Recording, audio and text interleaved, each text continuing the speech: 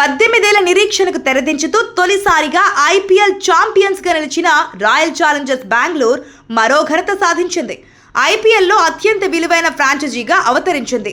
ఇప్పటివరకు అగ్రస్థానంలో ఉన్న చెన్నై సూపర్ కింగ్స్ను వెనక్కి నెట్టి ఆర్సీబీ నెంబర్ 1గా నిలిచింది.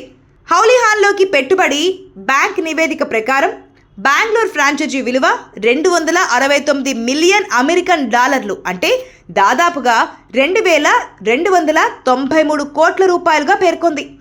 చెన్నై 2,003 కోట్లతో మూడవ స్థానానికి పడిపోగా ముంబై ఇండియన్స్ 2,063 కోట్లతో రెండవ స్థానంలో కొనసాగుతోంది.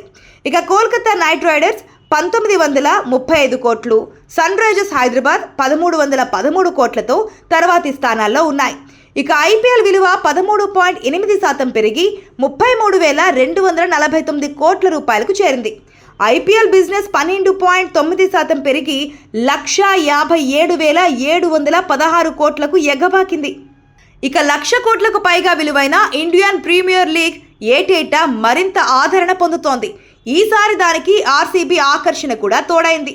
హౌలీహాన్లోకి విడుదల చేసిన జాబితా ప్రకారం ఆర్సీబీ అత్యంత విలువైన ఐపీఎల్ ఫ్రాంచైజీగా నిలిచింది.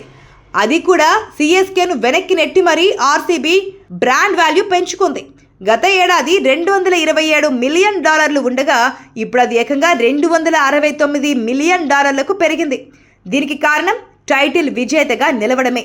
ఈ సీజన్లో మొదట వెనుకబడిన అద్భుతంగా పుంజుకొని ఎలిమినేటర్ వరకు వచ్చిన ముంబై ఇండియన్స్ 242 మిలియన్ డాలర్లతో రెండో స్థానంలో ఉంది.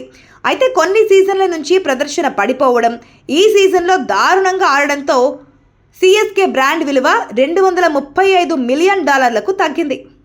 Royal challengers Bengaluru Indian premier లీగ్లో ఎట్టకేలకు 18వ సీజన్లో విజేతగా నిలిచిన టీం.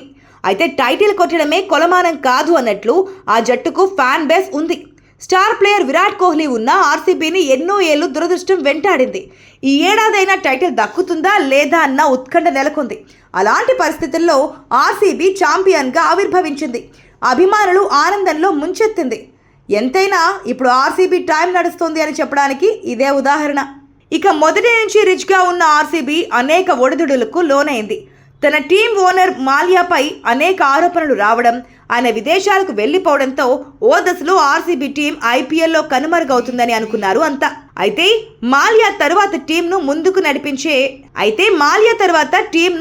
ముందుకే నడిపించారు ఆర్సీబీ గ్రూప్.